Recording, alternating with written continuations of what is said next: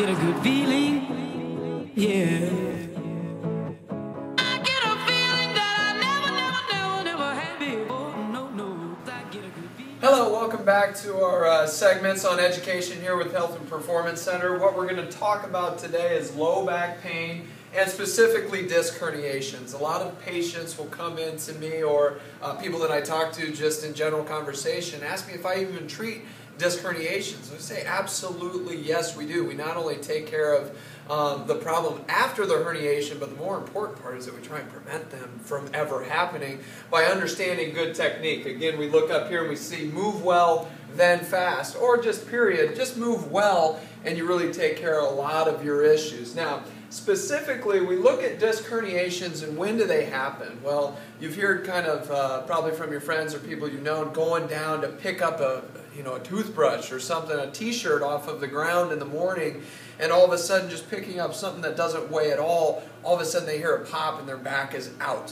and they're out of commission. So most of the time that's happening from positioning right here. We have 2 or 3. These are both bad compensation strategies for picking something up off the ground.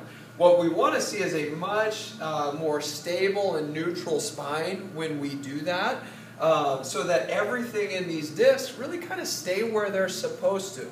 If you look at the difference between this nice neutral posture of the spine and this big curve here, all we have to understand is that the disc herniations usually happen out the back part of the spine.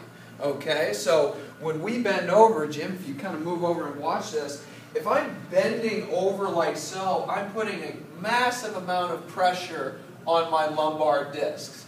If I pick up anything of weight, I'm very vulnerable to a herniation or disc damage. Now, if I just stabilize my posture and move more through my hip instead of my low back, I can get down to whatever I'm picking up in a very stable and neutral position.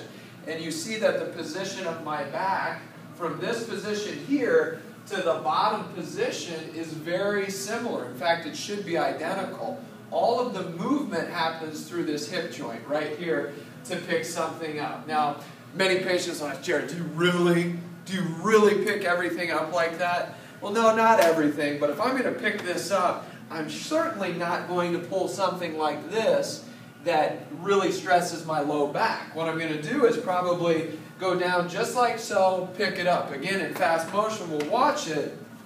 I'm right here, and you see that, man, it didn't take me to, oh gosh, I got to do this, that, and the other thing. It's very simple. Once you learn the mechanic and reinforce it, you really decrease the likelihood of ever being in this position or this position, which is lumbar flexion, and it's pretty much the recipe for disc herniation and all the back problems.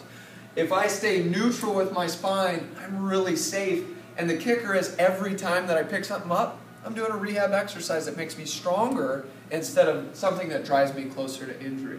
Try and incorporate that into your day if you have that low back pain or if you have disc issues. It should help a lot. If not, you might need a little bit of help, and that's where we come in. Regardless, we hope this helps, and we hope to help you in the future.